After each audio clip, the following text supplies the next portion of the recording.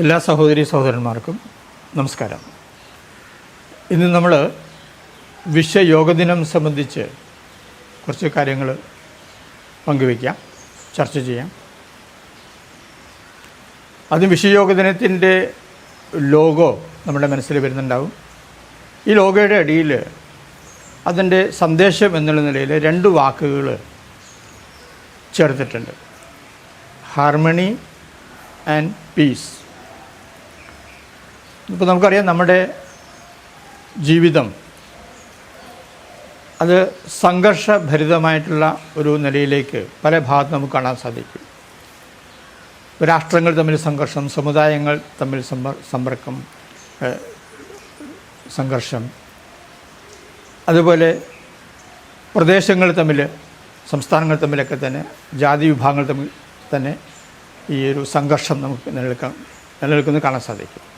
അപ്പോൾ ഈ ഒരു സംഘർഷം അത് ഒഴിവാക്കാനായിട്ട്, ഈ സംഘർഷ മനസ്ഥിതി ഒഴിവാക്കാനായിട്ട് നമുക്ക് ഈ യോഗ പ്രയോജനപ്പെടുന്നു എന്നുള്ളതാണ്.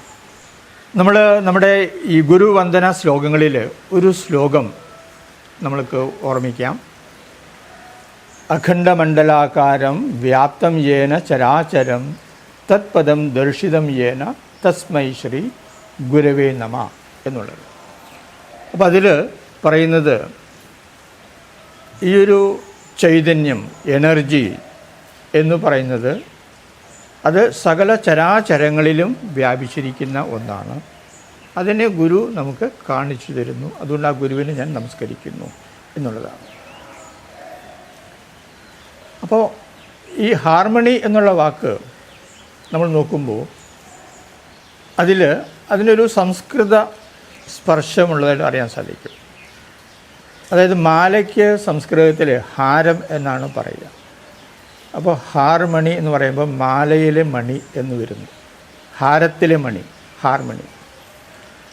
ഭഗവത്ഗീതയിൽ ശ്രീകൃഷ്ണൻ അർജുനോട് പറയുന്നുണ്ട്, ഞാൻ ഈ പ്രപഞ്ചത്തിൽ എങ്ങനെ വർത്തിക്കുന്നു. അതായത് ഞാൻ പറയുന്ന വാക്കാണ് സൂത്രേ മണിഗണ ഇവ. അതായത് ഒരു മാല എന്ന് പറയുന്ന സമയത്ത് ആ മാലയ്ക്കകത്ത് ഒരു ചരടുണ്ട്. മണികൾ പല നിറത്തിലുണ്ടാകും, പല രൂപത്തിലേക്ക് ഉണ്ടാകും. പക്ഷേ അതിൻ്റെ ഉള്ളിലുള്ള ചരട് അത് ഒന്ന് തന്നെയാണ്.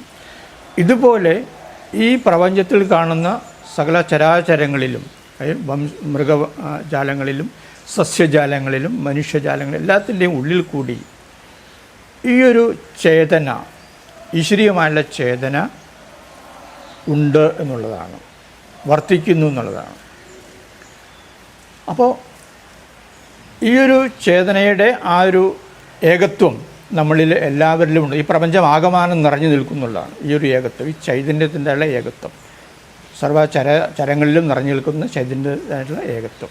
അപ്പോൾ ഇതാണ് ഈ ഒരു ഹാർമണി എന്ന് കൊണ്ട് ഉദ്ദേശിച്ചത്. അങ്ങനെ നമ്മൾ തമ്മിലൊരു സൗഹൃദം, മനുഷ്യനും സമൂഹവും ഈ ഒരു പ്രകൃതിയും തമ്മിലെല്ലാം തന്നെ ഒരു സൗഹൃദം, അത് നമ്മുടെ ജീവിതത്തിൽ ഉണ്ടായിരിക്കുക എന്നുള്ളത്. അപ്പോൾ എവിടെ സൗഹൃദമുണ്ടോ അവിടെ സമാധാനം ഉണ്ടാവും, പീസ് ഉണ്ടാവും. ഹാർമണി എവിടെയുണ്ടോ അവിടെ സമാധാനം ഉണ്ടാവും. ഇതാണ് വിശ്വയോഗദിനം ആരംഭിക്കുമ്പോൾ നമ്മൾ ഒരു ലോഗോ തയ്യാറാക്കിയ സമയത്ത് അതിൻ്റെ ചുവട്ടിൽ കൊടുത്തിരിക്കുന്ന സന്ദേശം. ഇനി യോഗം എന്നുള്ള വാക്കിൻ്റെ അർത്ഥം തന്നെ നമ്മൾ നോക്കുമ്പോൾ ആ വാക്കിൻ്റെ അർത്ഥം ചേരുക എന്നുള്ളതാണ്. അതായത് ജീവാത്മാവും പരമാത്മാവും തമ്മിലുള്ള മേളനം, ഐക്യം, അതാണ് യോഗം എന്നതുകൊണ്ട് ഉദ്ദേശിക്കുന്നത്. ഇനി നമുക്ക് ഈ വർഷത്തെ, അതായത് 10ാമത് യോഗ ദിനത്തിൻ്റെ, വിശ്വയോഗ ദിനത്തിൻ്റെ സന്ദേശം എന്താണെന്ന് നോക്കാം. ആ സന്ദേശം ഇതാണ്. അതായത് നമ്മുടെ ആയുഷ് മന്ത്രാലയം ഓരോ വർഷവും ഓരോ സന്ദേശം ആയിട്ട് പ്രഖ്യാപിക്കാറുണ്ട്, അത് ഊന്നൽ കൊടുക്കാറുണ്ട്. കഴിഞ്ഞ വർഷം വസുദൈവ കുടുംബകം എന്നുള്ളതായിരുന്നു. ഈ വർഷം അത് വ്യക്തിക്കും സമൂഹത്തിനും യോഗ എന്നുള്ളതാണ് ഈ വർഷത്തെ വിഷയം. അപ്പോൾ വ്യക്തിയുടെ നന്മയ്ക്കും സമൂഹത്തിൻ്റെ നന്മയ്ക്കും യോഗം പ്രയോജനപ്രദമാണ്. ഇതൊരു സാധന എന്നുള്ള നിലയ്ക്ക് വ്യക്തിയും സമൂഹവും ഈ ഒരു യോഗ സാധനയെ മുന്നോട്ട് കൊണ്ടുപോകുന്ന സമയത്ത് അത് നേരത്തെ പറഞ്ഞ ആ ഒരു സൗഹൃദവും സമാധാനവും ഹാർമണിയും പീസും നമ്മുടെ സമൂഹത്തിൽ ഉണ്ടാകാനായിട്ട് അത് കാരണമായിട്ട് തീരും. ഇനി നമ്മുടെ ഈ ഒരു വിശ്വയോഗദിനം എന്ന് പറയുന്ന സമയത്ത് അതിനെ സംബന്ധിച്ച് ഒരു 36 മിനിറ്റിൻ്റെ ഒരു പദ്ധതി, യോഗ പദ്ധതി ആയുഷ് മന്ത്രാലയം പുറത്തിറക്കിയിട്ടുണ്ട്.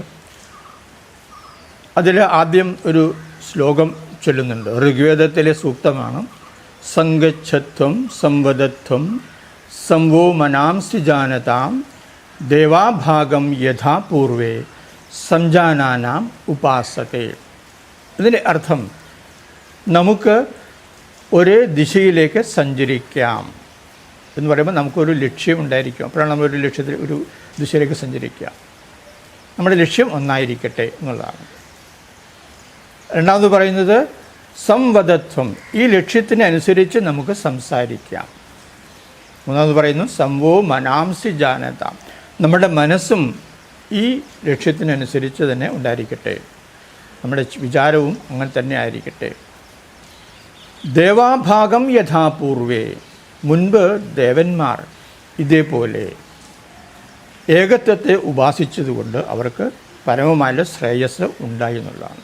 ദേവാഭാഗം യഥാപൂർവേ സംജാനാനാം ഉപാസത്തെ. ഇതാണ് ഈ വിശ്വയോഗദിന പ്രാർത്ഥനയുടെ ചുരുക്കം. അപ്പോൾ ഇങ്ങനെ ഏകത്വമാണ് സർവത്ര വിരാജമായിരിക്കുന്നത്. അത് ഈ വൈവിധ്യം എന്ന് പറയുന്നത് ഈ ഏകത്വത്തിൻ്റെ തന്നെ പ്രകടീകരണങ്ങളാണ്. വിവിധങ്ങളായിട്ടുള്ള പ്രകടീകരണങ്ങളാണ് ഈ കാണുന്ന വൈവിധ്യമെല്ലാം തന്നെ. അപ്പോൾ ആ നിലയ്ക്ക് അതിനെ കണ്ടുകൊണ്ട് അതിനെയൊക്കെ ആനന്ദപൂർവ്വം സമീപിക്കുക എന്നുള്ളതാണ്, അല്ലെങ്കിൽ പരിഗണിക്കുക എന്നുള്ളതാണ് ഈ ഒരു പ്രാർത്ഥനയുടെ ഉദ്ദേശം. സംഗച്ഛധ്വം സംവദധ്വം സംഗച്ഛധ്വം സംവദധ്വം സംവോ മനാംസി ജാനതാം സംവോ മനാംസി ജാനതാം ദേവാഭാഗം യഥാ പൂർവേ ദേവാഭാഗം യഥാ പൂർവേ സംജാനാനാ ഉപാസത്തെ സംജാനാനാ ഉപാസത്തെ സംജാനാനാ ഉപാസത്തെ സംജാനാനാ ഉപാസത്തെ സംജാനാനാ ഉപാസത്തെ സംജാനാനാ ഉപാസത്തെ. ആസനം ഊർധ്വമുഖി അഥവാ കമിഴ്ന്നു കിടന്നുകൊണ്ട് ചെയ്യാനുള്ള മുദ്രയിലേക്ക്. സേതുബന്ധ് എന്നതിനർത്ഥം പാലം നിർമ്മിക്കുക. കാലുകൾ പരസ്പരം ചേർത്ത് വയ്ക്കുക. കൈകൾ ശരീരത്തിൻ്റെ വശങ്ങളിലായി വയ്ക്കുക. 2 കാലുകളും പിന്നിലേക്ക് മടക്കി ഉപ്പൂറ്റി നിതംബത്തിനടുത്തേക്ക് കൊണ്ടുവരിക. ഉപ്പൂറ്റി രണ്ടും മുറുകെ പിടിക്കുക. ശ്വാസമെടുത്തുകൊണ്ട് സാവകാശം നിതംബവും ഉടലും പാലം നിർമ്മിക്കുന്നതിന് എത്രത്തോളം ഉയർത്താമോ അത്രത്തോളം ഉയർത്തുക. സൗകര്യം പോലെ തുടരുക. ഇത് അന്തിമ മുദ്രയാണ്. ഈ ആസനം ഡിപ്രഷനും ആങ്സൈറ്റിയും കുറയ്ക്കുന്നു. ഇത് മുതുകിൻ്റെ കീഴ്ഭാഗത്തുള്ള മാംസപേശികൾ കരുത്തുറ്റതാക്കുന്നു. ഇനി ശ്വാസം വിട്ടുകൊണ്ട് സാവകാശം മൂലസ്ഥിതിയിലേക്ക് വരിക. വിശ്രമിക്കുക. കമിഴ്ന്നു കിടക്കുക.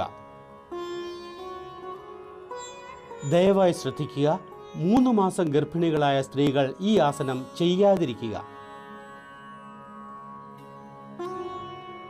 ഉത്താനപാദാസനം.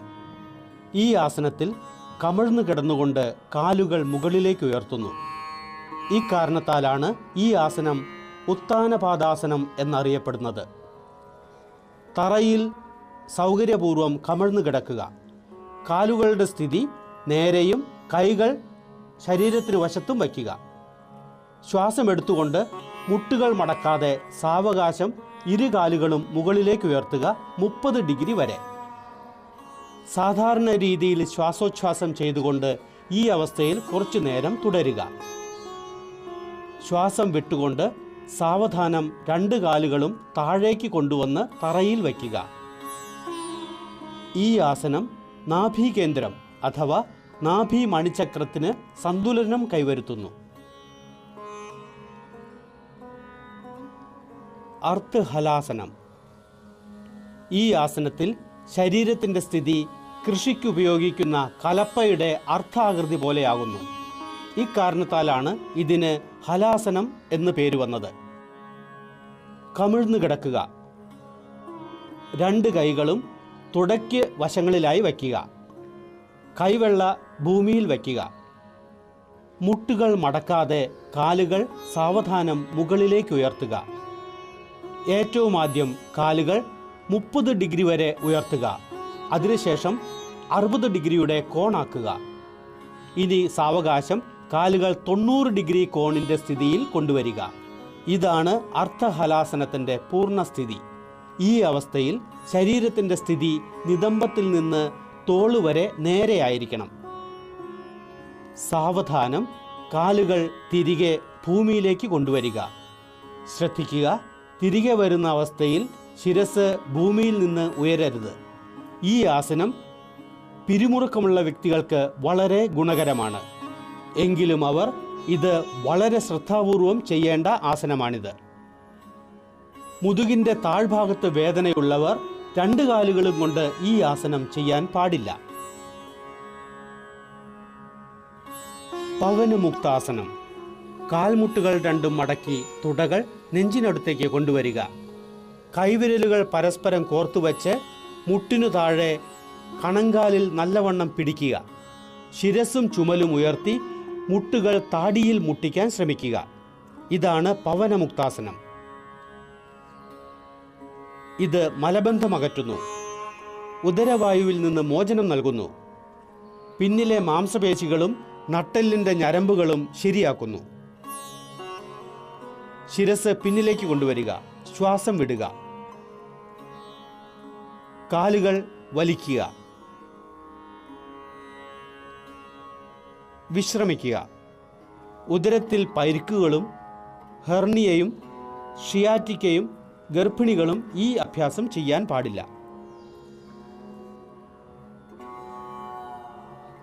ശവാസനം.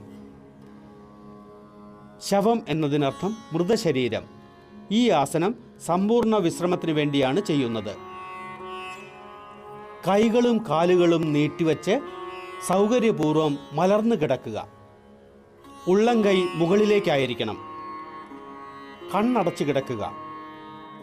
ശരീരത്തിന് ജാഗ്രത ഭാവത്തിൽ വിശ്രമം നൽകുക. സ്വാഭാവിക ശ്വാസോച്ഛ്വാസം ചെയ്യുക. അത് ലയബദ്ധമായതായി അനുഭവിച്ചറിയുക. ഉണർവും ഉന്മേഷവും അനുഭവപ്പെടുന്നതുവരെ ഈ അവസ്ഥയിൽ തുടരുക. ഈ ആസനം എല്ലാവിധ പിരിമുറുക്കത്തിലും നിന്ന് മോചനം നൽകി ശരീരത്തിനും മസ്തിഷ്കത്തിനും ആശ്വാസം പകരുന്നു. ഇത് പിരിമുറുക്കത്തിനും അതിൻ്റെ ഫലങ്ങൾ നിയന്ത്രിക്കുന്നതിനും സഹായകമാണ്.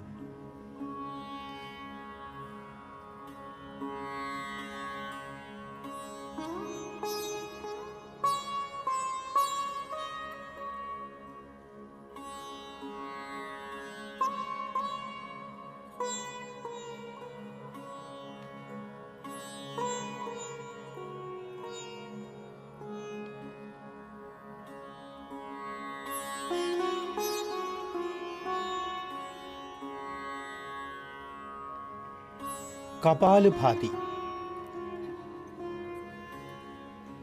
ഇത് മസ്തിഷ്കത്തിൻ്റെ അഗ്രഭാഗത്തെ ശ്വസന കേന്ദ്രങ്ങളെ ഉത്തേജിപ്പിക്കുന്നു. ധ്യാനത്തിൻ്റെ ഏതെങ്കിലും മുദ്രയിൽ ഇരിക്കുക. കണ്ണടച്ചുകൊണ്ട് ശരീരത്തിന് വിശ്രമം നൽകുക. ഗാഠമായി ശ്വാസമെടുത്തുകൊണ്ട് നെഞ്ച് വീർപ്പിക്കുക. ശ്വാസം ഉദരത്തിലെ മാംസപേശികൾ ബലമായി സങ്കോചിപ്പിച്ചുകൊണ്ട് പുറത്തു കളയുക. ശാന്തമായ ശ്വാസമെടുത്തുകൊണ്ട് സക്രിയ രൂപത്തിൽ പുറത്തുവിടുന്നത് തുടരുക.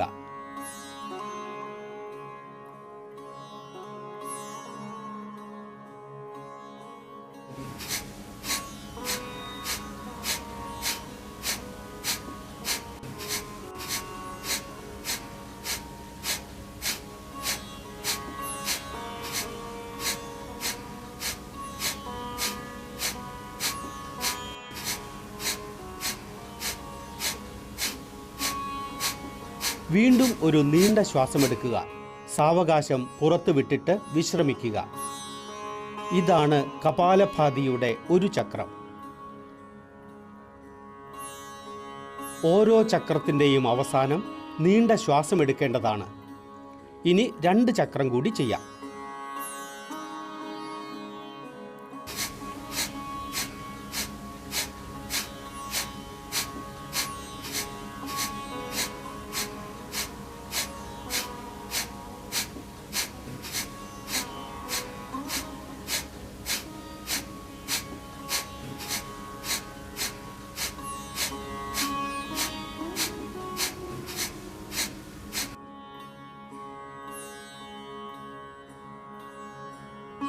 കപാലഭാതി മുന്നിലുള്ള വായുനാളികൾ ശുദ്ധമാക്കുന്നു. ഇത് കഫസംബന്ധമായ പ്രശ്നങ്ങൾ പരിഹരിക്കുവാൻ സഹായകമാണ്. ഇത് ജലദോഷം, റൈനൈറ്റിസ്, സൈനസിറ്റിസ്, ആസ്മ, ശ്വാസസംബന്ധമായ രോഗങ്ങൾ എന്നിവയുടെ ചികിത്സയ്ക്ക് സഹായകമാണ്.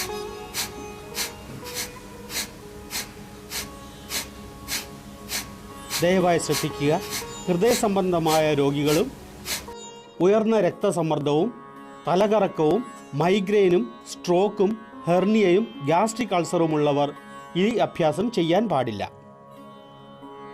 പ്രാണായാമം, നാഡീശോധനം അഥവാ അനുലോമ വിലോമ പ്രാണായാമം. ഇടതും വലതും മൂക്കിലൂടെ സാവകാശം ശ്വാസമെടുക്കുക. ധ്യാനമുദ്രയിൽ ഇരിക്കുക. നട്ടെല്ല് നേരെ വയ്ക്കുക. ശിരസ് ഉയർത്തിപ്പിടിക്കുക. കണ്ണ് അടച്ചു പിടിക്കുക. നീണ്ട ശ്വാസമെടുത്തുകൊണ്ട് ശരീരം വിശ്രമാവസ്ഥയിൽ കൊണ്ടുവരിക. ഇടത് കൈപ്പടം ഇടത് കാൽമുട്ടിൽ ജ്ഞാനമുദ്രയിൽ വയ്ക്കുക. വലത് കൈയ്യ് നാസാഗ്രമുദ്രയിൽ ആയിരിക്കണം. വലതു പെരുവിരൽ വലതു നാസികയിൽ വയ്ക്കുക. ഇടതു നാസികയിലൂടെ ശ്വാസമെടുക്കുക. എന്നിട്ട് അത് അടച്ചു പിടിച്ച് വലതു നാസികയിലൂടെ ശ്വാസം പുറത്തുവിടുക. അടുത്ത തവണ വലതു നാസികയിലൂടെ ശ്വാസമെടുക്കുക. വലതു നാസിക അടച്ചു പിടിച്ച് ഇടതു നാസികയിലൂടെ ശ്വാസം പുറത്തുവിടുക. ഇതാണ് നാഡിശോധൻ അഥവാ അനുലോമ വിലോമ പ്രാണായാമത്തിൻ്റെ ഒരു ചക്രം. 5 ചക്രം കൂടി പൂർത്തിയാക്കാം.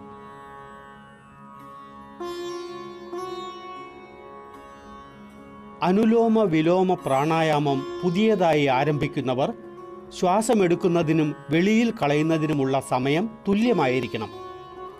സാവധാനം ഈ സമയത്തിൻ്റെ അനുപാതം കൂട്ടി 1:2 ആയിരിക്കണം. ശ്വാസം പതുക്കെയും സ്ഥിരവും നിയന്ത്രിതവുമായിരിക്കണം. ഈ പ്രാണായാമത്തിൻ്റെ ലക്ഷ്യം ഊർജത്തിൻ്റെ എല്ലാ പ്രമുഖ മാർഗങ്ങളും ശുദ്ധീകരിച്ച് ശരീരം പുഷ്ടിപ്പെടുത്തുക എന്നതാണ്. ഇത് മനസ്സിനെ ശാന്തമാക്കുന്നു, ഏകാഗ്രത വർദ്ധിപ്പിക്കാൻ സഹായിക്കുന്നു. ഇത് പ്രാണശക്തി വർദ്ധിപ്പിക്കുന്നു, പിരിമുറുക്കത്തിൻ്റെയും ആങ്സൈറ്റിയുടെയും നില കുറയ്ക്കുന്നു. ഇത് കഫസംബന്ധമായ പ്രശ്നങ്ങൾക്കും നിവാരണം നൽകുന്നു.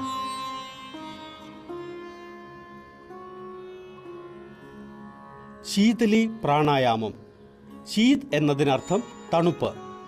ഈ പ്രാണായാമം സാധക ചിത്തരെ ശാന്തരാക്കുന്നു, മനസ്സിൻ്റെ ആങ്സൈറ്റി അകറ്റുന്നു.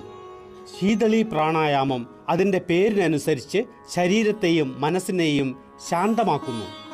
പദ്മാസനം അതല്ലെങ്കിൽ ഏതെങ്കിലും സൗകര്യപ്രദമായ ആസനത്തിൽ ഇരിക്കുക. അഞ്ജലി മുദ്ര അതല്ലെങ്കിൽ ജ്ഞാനമുദ്രയുടെ അവസ്ഥയിൽ കൈകൾ മുട്ടിനുമീതെ വയ്ക്കുക. നാക്കിൻ്റെ വശങ്ങൾ മടക്കി ട്യൂബിൻ്റെ ആകൃതിയിലാക്കുക. ട്യൂബ് പോലെയുള്ള ഈ നാക്കിലൂടെ ശ്വാസമെടുത്തുകൊണ്ട് കഴിയുന്നിടത്തോളം ശ്വാസകോശത്തിൽ ശ്വാസം നിറച്ച് വായ് അടച്ചു പിടിക്കുക. 2 നാസാരന്ധ്രങ്ങളിലൂടെയും സാവകാശം ശ്വാസം പുറത്തുവിടുക. ശീതളി പ്രാണായാമം രക്തം ശുദ്ധീകരിക്കുന്നു. ഇത് ശരീരത്തിന് ശീതളത പ്രദാനം ചെയ്യുന്നു. ഉയർന്ന രക്തസമ്മർദ്ദമുള്ളവർക്ക് ഇത് പ്രത്യേകം ഗുണകരമാണ്. ഇത് വിശപ്പിനും ദാഹത്തിനും ശമനം വരുത്തുന്നു. കഫവും പിത്തവും കാരണമുണ്ടാകുന്ന അജീർണവും മറ്റു വ്യാധികളും അകറ്റുന്നു.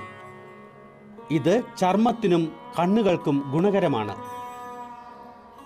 ജലദോഷവും കഫദോഷവും ടോൺസിലൈറ്റിസുമുള്ള രോഗികൾ ഈ പ്രാണായാമം ചെയ്യാൻ പാടില്ല.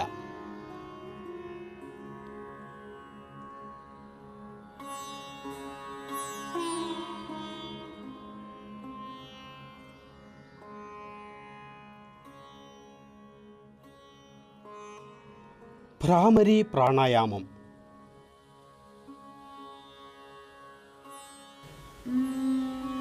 ഭ്രമരമെന്ന് വണ്ടിനാണ് പറയുന്നത്.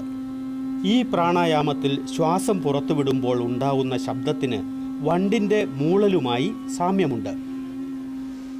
2 നാസികയിലൂടെയും നീണ്ട ശ്വാസമെടുക്കുക. നിയന്ത്രിതമായ രീതിയിൽ, നീണ്ട സ്ഥിരമായ രീതിയിൽ വണ്ടിൻ്റെ മൂളൽ പോലെ ശബ്ദത്തോടുകൂടി ശ്വാസം പുറത്തുവിടുക.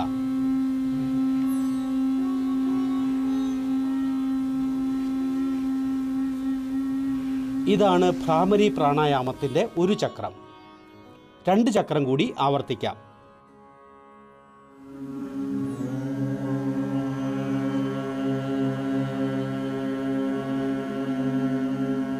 ഇത് നിദ്രയില്ലായ്മയ്ക്ക് നല്ല മരുന്നാണ്. ഇത് ടെൻഷനുമായി ബന്ധപ്പെട്ട രോഗങ്ങൾ അകറ്റുന്നതിന് വളരെ ഫലപ്രദമാണെന്ന് തെളിഞ്ഞിട്ടുണ്ട്.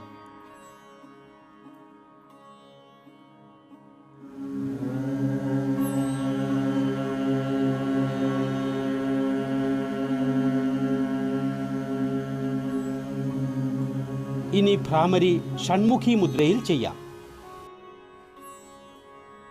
കാതുകൾ പെരുവിരൽ കൊണ്ട് അടച്ചു പിടിക്കുക. ഇനി ചൂണ്ടുവിരൽ കണ്ണിലും, നടുവിരൽ നാസികയിലും, മോതിരവിരലും ചെറുവിരലും ചുണ്ടുകളിലും വയ്ക്കുക. മൂക്കു തുറന്ന് 2 ദ്വാരത്തിലൂടെയും ശ്വാസമെടുക്കുക. നിയന്ത്രിത ഗതിയിൽ സാവകാശം വണ്ടിൻ്റെ മൂളൽ പോലെ ശബ്ദം പുറപ്പെടുവിച്ചുകൊണ്ട് ശ്വാസം വിടുക.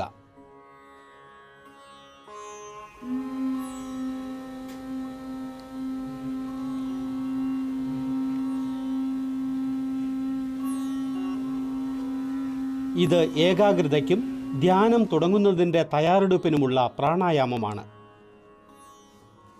ധ്യാനം. വരൂ, ഇനി ധ്യാനത്തിനുള്ള തയ്യാറെടുപ്പിലാവാം. ധ്യാനം ഒരു നിരന്തരമായ ചിന്തനത്തിനുള്ള പ്രക്രിയയാണ്.